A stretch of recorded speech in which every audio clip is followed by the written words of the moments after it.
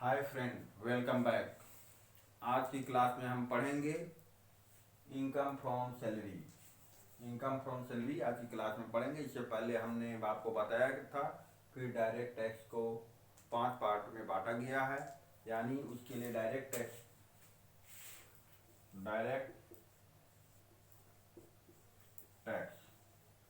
इसके 5 हेड होते हैं। हमने first income from salary,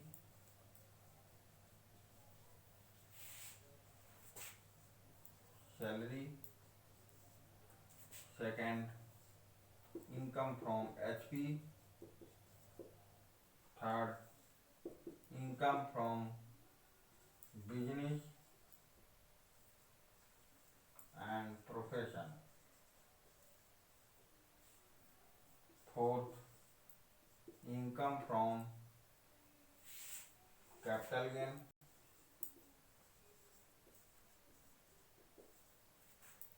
and last income from other sources.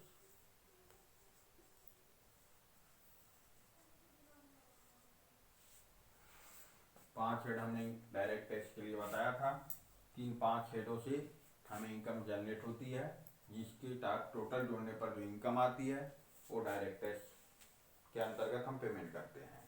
आज हम पढ़ेंगे सबसे पहला head income from salary head.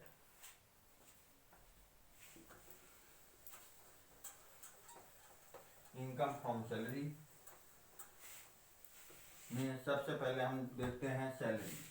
Salary वो होता है जो एक एम्प्लॉय के द्वारा सैलरी वो होता है जो एक एम्प्लॉयर के द्वारा एम्प्लॉय को पेमेंट किया जाता है। ये पेमेंट जो होता है मोस्टली कैश या बैंक के थ्रू किया जाता है, यानी बैंक पेमेंट। सबसे पहली चीज जानने की ये है कि सैलरी हेड में टैक्सेबल वही इनकम होगी जो एम्प्लॉयर और एम्प्लॉय के संबंध से अर्न होगी।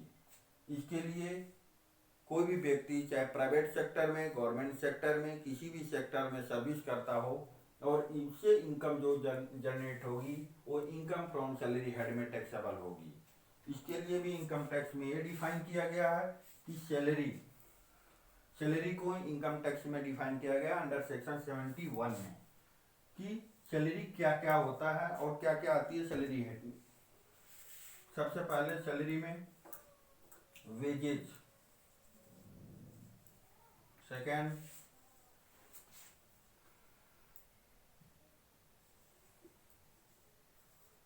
Annuity and pension, third gratuity,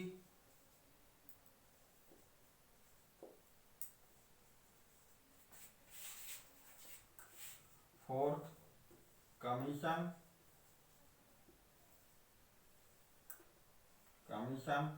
free profit on leave of salary,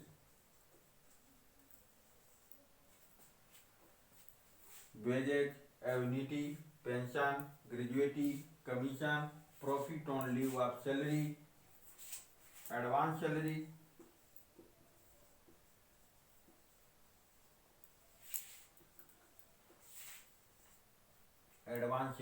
salary 6।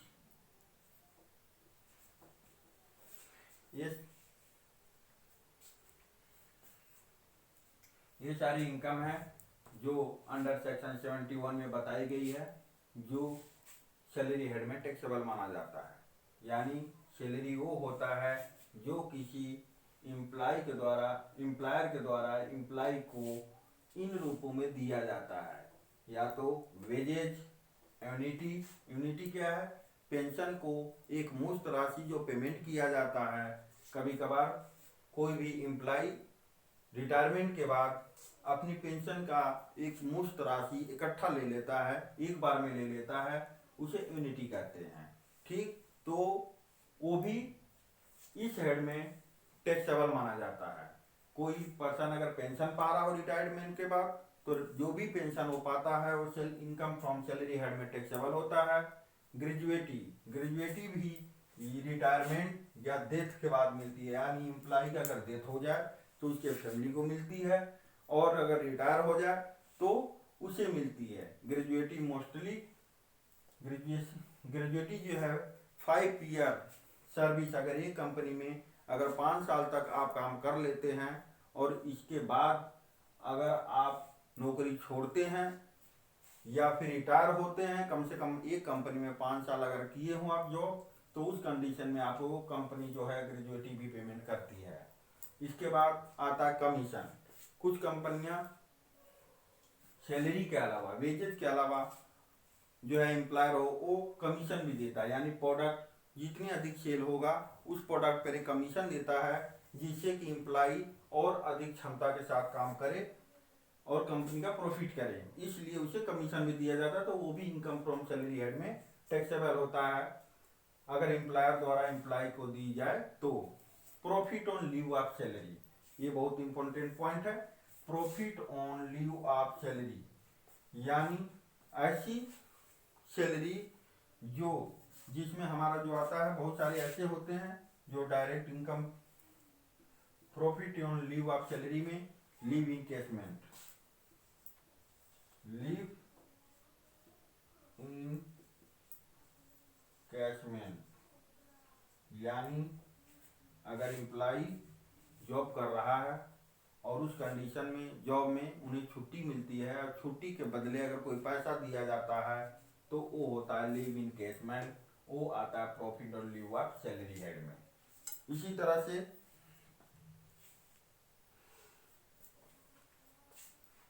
आगे इसके बारे में और विस्तार पूर्वक हम बाद में पढ़ाई करेंगे।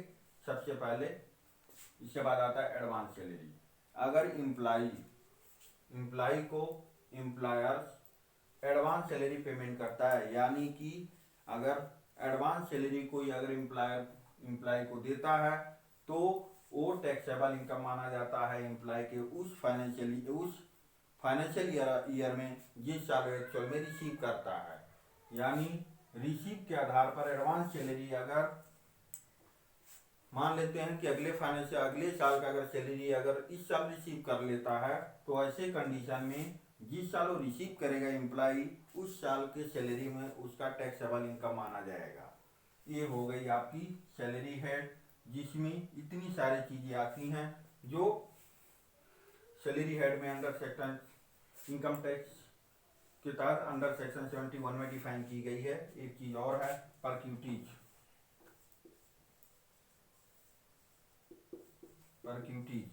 परक्यूटीज क्या होता है, ये बहुत इंपॉर्टेंट पॉइंट है। परक्यूटीज सैलरी के अलावा परक्यूटीज वो होता है जो कैश में पेमेंट नहीं किया जाता, एम्प्लॉयर द्वारा एम्प्लॉय को इसके लिए बेनिफिट प्रोवाइड करते हैं, बेनिफिट का वैल्यूएशन करते हैं। जैसे अगर उसे घर प्रोवाइड कराया गया हो, मतलब कि अगर उसे रूम प्रोवाइड कराया गया हो, इस टाइप की चीजें, आने जाने के लिए गाड़ी प्रोवाइड की गई हो, जो कि कंपनी के खर्चे पर यानी एम्प्लॉयर के खर्चे पर होती हैं, यानी वो इनकम जो कैश में ना होकर किसी सुविधा के रूप में अगर दी जाए तो उसे कहते हैं परक्यूटीज। और उसका जो वैल्यूएशन करते हैं, वो जो इनकम आती है वैल्यूएशन इसका करने के बाद जो होता है वो सैलरी हेड में टैक्सेबल माना जाता है। यानी अगर कोई एम्प्लॉय को एम्प्लॉयर अगर रूम दे दे विदाउट रेंट, अगर यानी रेंट नहीं लेता, रेंट फ्री अगर उसे रूम प्रोवाइड किया गया हो, तो वैसे कंडीशन में अगर उस मार्केट में उस रूम का वैल्यूएशन मान लीजिए 2000 पर मंथ है, यानी ये कहें कि अगर एम्प्लॉयर अगर एम्प्लॉय को रूम प्रोवाइड करता है, रूम रेंट फ्री हो, वैसे कंडीशन में मान लेते हैं कि वो रूम अगर मार्केट में अगर हम किराए पर लेते तो पड़ता 2000 पर मंथ। तो इस हिसाब से अगर पूरे 12 महीने में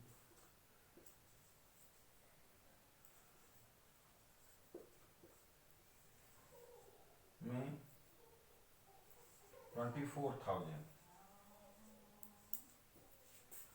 यानी 24,000 अगर 2000 पर मंथ अगर किराया अगर हो तो 12 महीने में 24,000 हमें उसका किराया देना पड़ता अगर हम अपने पैसे से उसी किराया अगर रूम का पेमेंट करते तो ऐसे कंडीशन, क्योंकि हमारा एम्प्लॉयर अगर पेमेंट कर देता है तो हमारे लिए 1200 यानी 24,000 एक साल में बचत हो गई। इस 24,000 को हमारी सैलरी में टैक्सेबल माना जाएगा।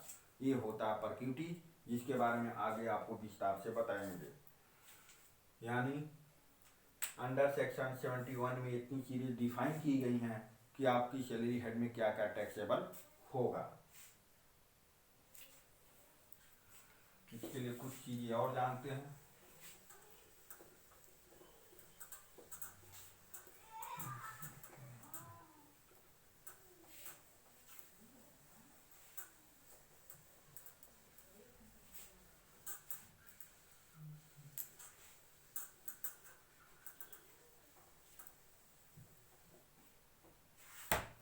इसमें एक इम्पोर्टेंट पॉइंट ये जानने योग्य है कि फाइनेंशियल ईयर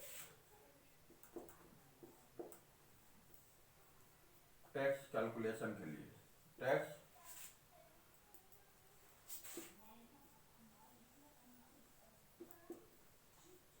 कैलकुलेशन के लिए फाइनेंशियल ईयर क्या लिया जाए।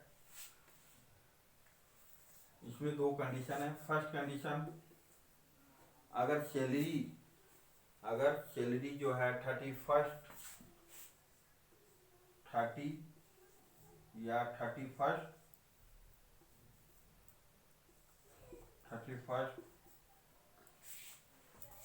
को अगर पेमेंट होता हो, यानी month last day of month, यानी महीने के अंत में उसी महीने में अगर लास्ट डे को पेमेंट हो जाती हो, पेमेंट से मतलब अगर सैलरी मिलती हो, तो ऐसे कंडीशन में जो एम्प्लॉय की सैलरी की कैलकुलेशन होगी वो होगा अप्रैल टू 31 मार्च, यानी उसी महीने के इनकम अगर उसी महीने के लास्ट डे पर 30 या 31 को अगर मिल जाए, रिसीव हो जाए, तो ऐसे कंडीशन में जो एम्प्लॉय का जो टैक्सेबल सैलरी जो कैलकुलेट करेंगे फाइनेंशियल ईयर में, 1 अप्रैल से लेकर 31 मार्च की जो सैलरी होगी वो उसी फाइनेंशियल ईयर में टैक्सेबल होगी। लेकिन अगर पेमेंट जो है first day of next month,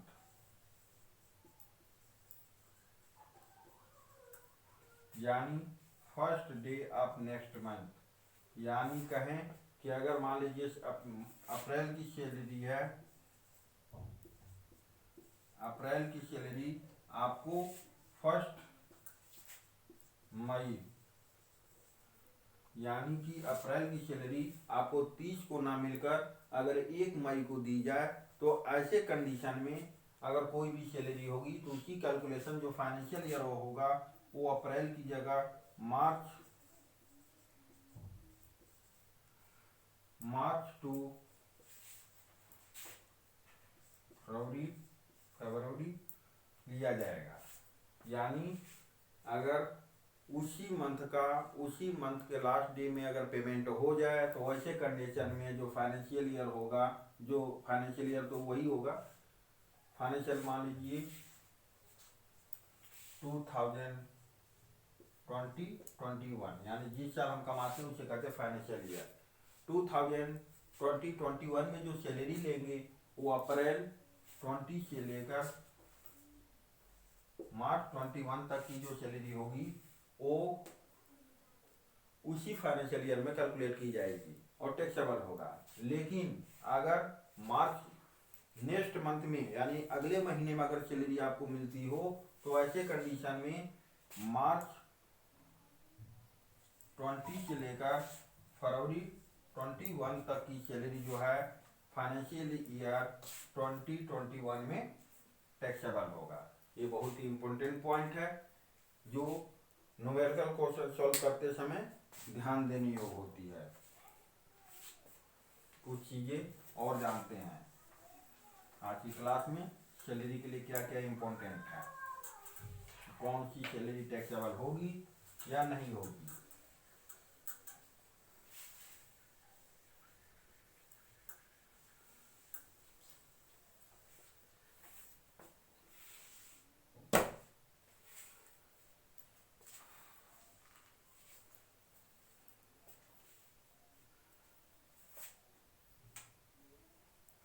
यहाँ पर ये इम्पोर्टेंट होता है कि सैलरी कहाँ से यानी कहाँ पर इनकम कमाई गई है। ये इम्पोर्टेंट नहीं होता कि कहाँ पर इस चीज किया गया हो। यानी 2 पॉइंट यहाँ पर, वेयर यानी इनकम जो जनरेट की गई है वो कहाँ पर किया गया हो, इस बात में बहुत इम्पोर्टेंट होता है। जैसे अगर कोई व्यक्ति भारत में या कोई पर्सन भारत में नौकरी कर रहा हो और इसके बाद वो विदेश में चला जाता है, किसी अदर कंट्री में चला जाता है, लेकिन सैलरी उसे अगर मिलती रहती है, तो ऐसे कंडीशन में जो भी सैलरी वो विदेश में रहकर भारत से कमाता है वो टोटल के टोटल भारत सरकार के लिए टैक्सेबल हो गए। यानी उस सैलरी पर वो भारत सरकार को टैक्स देगा। यानी वो चाहे जहाँ भी रहे उसे टैक्स गवर्नमेंट को देना होगा। अगर इंडिया गवर्नमेंट से उसने कमाया है तो कहने का मतलब ये है कि ये डिक्लेयर करता है कि आप इनकम कहाँ से कमा रहे हैं। इस बात पर डिक्लेयर होता है कि इनकम टैक्स आप देंगे, सैलरी हेड में देंगे या नहीं देंगे। यानी अगर आप विदेश में भी हैं और भारत से अगर सैलरी कमा रहे हैं, भारत से अगर किसी कंपनी में अगर आपने सर्विस प्रोवाइड किया है और सैलरी मिल रही है तो भारत के लिए टैक्सेबल होगा।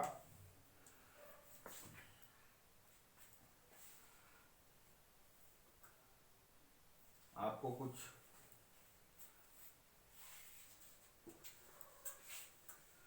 अगर बाय द वे मान लीजिए पार्टनरशिप फर्म जो होती हैं उसमें अगर कोई व्यक्ति सैलरी पा रहा हो तो ऐसे कंडीशन में वो सैलरी किस हेड में टैक्सेबल होगा ये जानने योग्य है। अगर पार्टनरशिप फर्म से अगर किसी पार्टनर को कोई सैलरी रिसीव हो रहा है तो ऐसे कंडीशन में वो इनकम फ्रॉम सैलरी हेड में टैक्सेबल नहीं होगा, वो होगा income from business and profession head में टैक्सेबल माना जाता है। इसी तरह से अगर कोई पेंशन, अगर कोई परिवार का फैमिली अगर कोई आदमी एम्प्लॉय अगर डेथ कर जाता है और उसकी फैमिली को अगर कोई पेंशन मिल रहा हो तो वो किस हेड में टैक्सेबल होगा ये जानना भी जरूरी है। यानी वो अगर एम्प्लॉय को मिल रहा है तो वैसे कंडीशन में सैलरी हेड में टैक्सेबल होगा। ऐसे अगर एम्प्लॉय को अपना पेंशन अगर मिल रहा है रिटायरमेंट के बाद तो इनकम फ्रॉम सैलरी हेड में टैक्सेबल होगा। लेकिन अगर उसके डेथ के बाद उसके फैमिली मेंबर को अगर किसी को अगर मिल रहा हो तो वैसे कंडीशन में वो जो होगा इनकम फ्रॉम सैलरी हेड की जगह इनकम फ्रॉम अदर सोर्सेस में टैक्सेबल माना जाता है। ये सब कुछ पॉइंट है जिसे हमें ध्यान में रखना चाहिए इनकम फ्रॉम सैलरी हेड के जो न्यूमेरिकल हैं उन्हें कैलकुलेशन करते समय। अगला पॉइंट जो हम पढ़ते जानेंगे,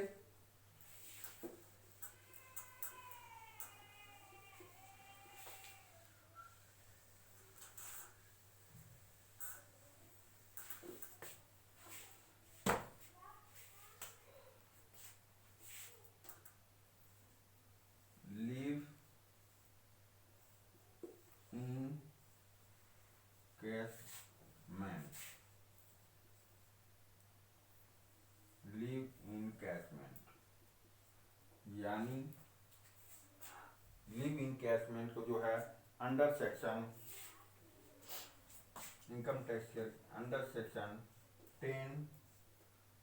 10 में डिफाइन किया गया है। इनकम टैक्स के अंडर सेक्शन 10 में डिफाइन किया गया है कि लिव इन केसमेंट क्या है और इसकी एग्जम्पशन क्या है। एक्चुअल में इसमें बताया गया कि लिव इन केसमेंट से जो हमें पैसा मिलता है उसको इस सेक्शन में बताया गया है कि एग्जम्पशन क्या होगी। अब जानते हैं कि लिव इन केसमेंट है क्या। लिव इन केसमेंट वो है कोई एम्प्लॉय अगर किसी कंपनी में जॉब करता है या सर्विस करता है तो उसके बदले में कुछ उसे छुट्टियां दी जाती हैं, कंपनी द्वारा उन्हें छुट्टी प्रोवाइड की जाती है एक साल में, मैक्सिमम कितनी भी हो सकती है, मान लो 30 या 5 डेज।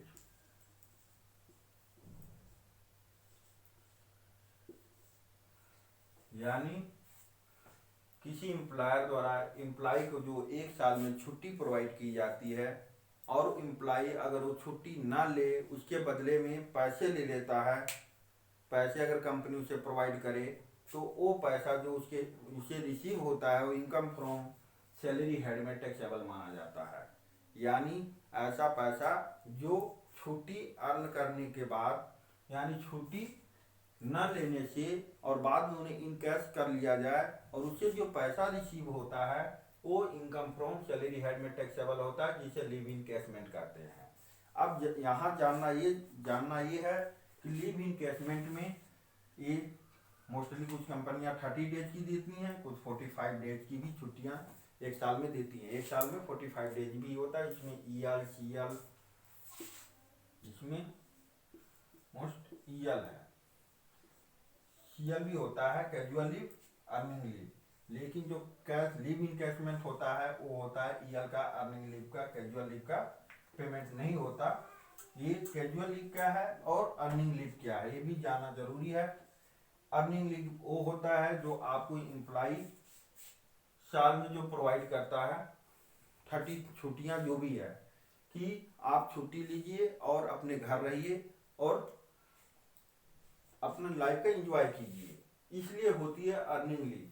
कैजुअल लीव ये होता है अचानक कोई बीमार हो गया, किसी कारणवश उसकी तबीयत खराब हो गई या कुछ अचानक काम पड़ गया जिससे वो अगर ऑफिस न जा पाए, ड्यूटी न जा पाए फैक्ट्री में, तो ऐसे कंडीशन में वो CL ले सकता। CL अचानक ले सकता, मतलब कभी भी CL लिया जा सकता, लेकिन EL के लिए अप्रूवल, पहले से अप्रूवल लेना जरूरी होता है। ये होता है EL और CL। EL मतलब अर्निंग लीव, CL मतलब कैजुअल लीव। अब यहाँ पर हम जो पढ़ने वाले हैं वो ये पढ़ने वाले हैं कि लिव इन कैशमेंट के अंतर्गत जो हमें पैसे मिलते हैं उसमें इनकम टैक्स में क्या प्रावधान है एग्जम्पशन का। इसके लिए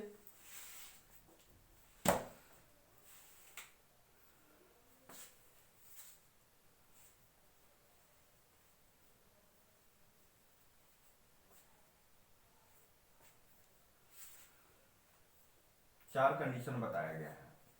लिव इन कैशमेंट में जो पैसे मिलते हैं वो टोटल का total income from salary head में टैक्सेबल माना जाता है, लेकिन गवर्नमेंट ने कुछ प्रावधान किया है कि कुछ उसमें छूट दिया जाए। वो है, इसके लिए 4 कंडीशनें किसी भी एम्प्लॉय को फुलफिल करने पर कुछ अमाउंट का छूट मिलता है, जो इस प्रकार है। पहला, एक्चुअल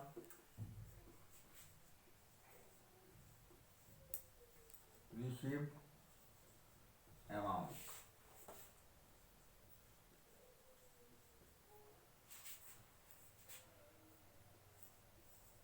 दूसरा,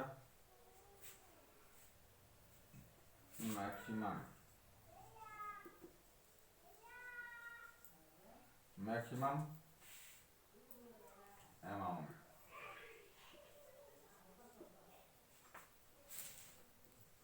तीसरा होता है 10 मंथ एवरेज सैलरी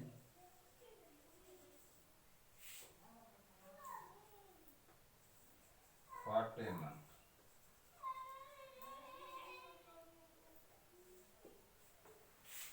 फोर्थ होता है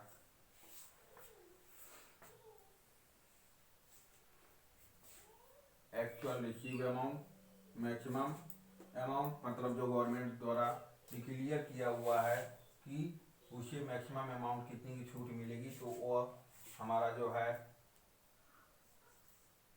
3 लाख, यानी अधिक से अधिक 3 लाख की छूट उसे मिल सकती है। चौथा होता है यानी एक्चुअल रिसीव अमाउंट, जो एम्प्लॉय को एम्प्लॉयर द्वारा मिला हो लिव इन कैशमेंट के बदले में, या मैक्सिमम अमाउंट जो गवर्नमेंट ने डिक्लेयर कर रखा है कि 3 लाख से अधिक ना हो, या फिर तीसरा होता है 10 month average salary for 10 month, यानी 10 महीने की सैलरी जो है वो एवरेज निकाली जाती है और फिर उसे 10 से मल्टीप्लाई किया जाता है, फिर जो आता है वो सैलरी। इसके बाद चौथा होता है जो salary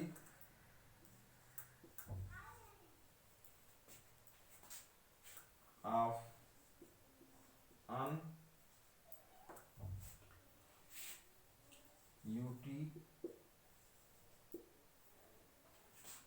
unutilise salary of unutilise leave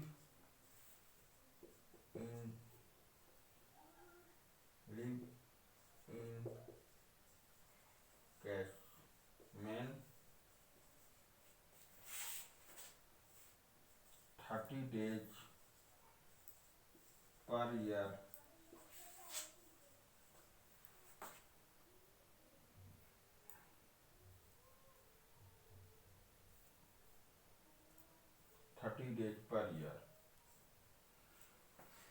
यानी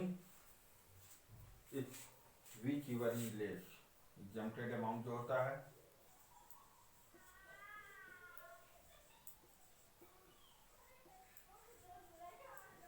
अमाउंट अंडर सेक्शन 10A में जो होता है वो कौन होता है, whichever is less, whichever is less, यानी लिव इनकैशमेंट में के अंतर्गत जो हमें पैसे मिलते हैं उसके लिए 4 कंडीशन हैं। इन 4 कंडीशनों में जो सबसे कम होता है वही टैक्स उसे एग्जम्प्टेड होता है। जैसे अगर एक्चुअल में मान के चलें कि अगर एक्चुअल में कोई एम्प्लाई है जिसका लिव इनकैशमेंट के तहत अगर किसी साल उसे 5 लाख सैलरी उसे मिल रही हो, 10 मंथ एवरेज सैलरी, यहाँ सैलरी से मतलब बेसिक सैलरी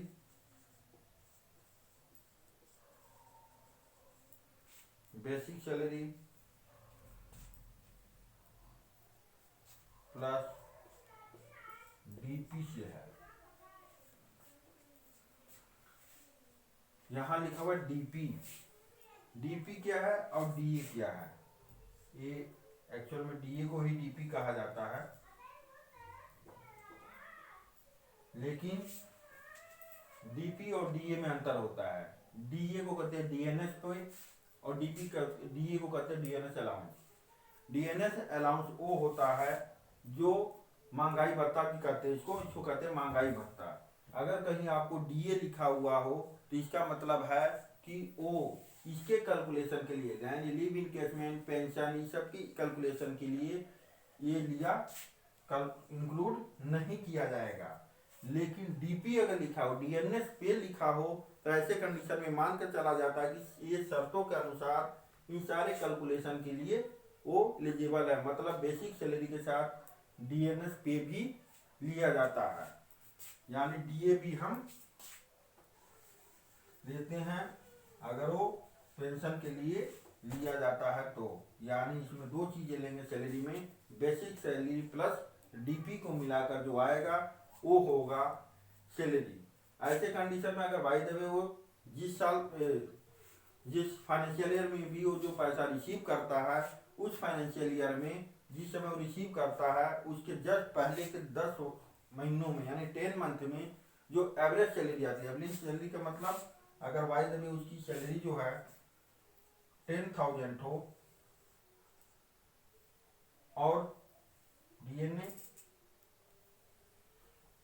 मान के चलते अगर सैलरी उसको basic salary 9,000 and 1,000 DNA allowance है, यानी ये मिलाकर टोटल सैलरी अगर 10,000 मान ली जाए, यानी टोटल सैलरी अगर उसकी 10,000 मान लिया जाए तो 10 महीने जो पहले की सैलरी होगी वो होगा 1 लाख। डिवाइडेड बाई 10 यानी 10,000, इसको कहते हैं एवरेज सैलरी। यानी 10 महीने की, जिस महीने रिटायर होता है उसके पहले, जिस महीने वो लीव इनकेसमेंट पाता है उसके पहले के 10 महीनों की इन दोनों को जोड़ने के बाद जो सैलरी आती है उसमें 10 से अगर डिवाइड कर दिया जाए तो एक मंथ की सैलरी एवरेज सैलरी आती है। फिर उसमें 10 मंथ का एवरेज सैलरी जो आएगा 10,000 मान लीजिए, इसमें 10 मंथ की मल्टीप्लाई करने पर जो आता है वो होता है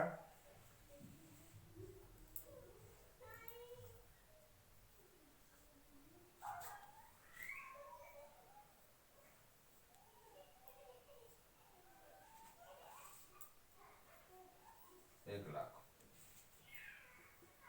यानी 10 महीने का एवरेज सैलरी 10 महीने के आधार पर एवरेज सैलरी जो निकलेगी वो 10 मंथ के लिए 1 लाख होगी। ये कैलकुलेशन ऐसे करेंगे। इसके बाद last of salary of utilization leave encashment in 30 days per year, ये गवर्नमेंट ने डिफाइन किया है कि 30 दिन की कैलकुलेशन से ही उसकी लीव इनकेसमेंट टैक्सेबल मतलब इसके लिए लिया जाएगा। अगर वो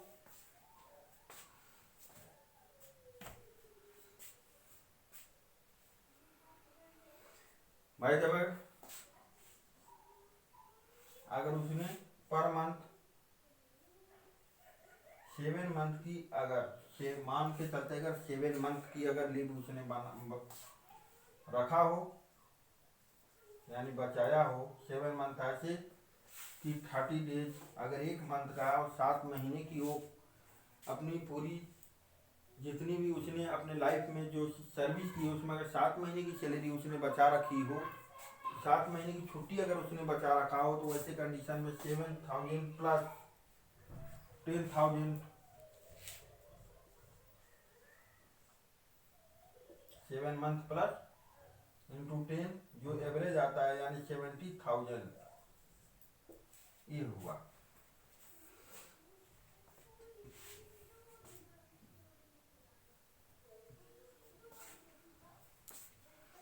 ये कैलकुलेशन है। एक्चुअल अमाउंट अगर वो 5 लाख मिला, मैक्सिमम अमाउंट मान लीजिए 3 लाख उसको अलाउड था, 10 महीने की एवरेज सैलरी हुई 1 लाख रुपए। अगर 7 मंथ का लीव उसने बचा कर रखा है तो 10,000 रुपये से होगा 70,000। तो इस हिसाब से अगर कहा जाए तो उसे जो एग्जम्प्टेड अमाउंट होगी वो कितनी होगी। तो इन चारों में जो सबसे कम होगा, सबसे कम आपका कितना अमाउंट लग है 70,000, यानी इसे केवल 70,000 का इनकम टैक्स में डिडक्शन अलाउड होगा, यानी एग्जम्पशन अमाउंट 70,000 होगा और टैक्सेबल कितना होगा। यानी अगर ये माल 5 लाख अगर रिसीव करता है तो 70,000 इसको छूट मिलेगा, एग्जम्पशन मिलेगा, यानी 4,30,000 इसकी टैक्सेबल इनकम मानी जाएगी।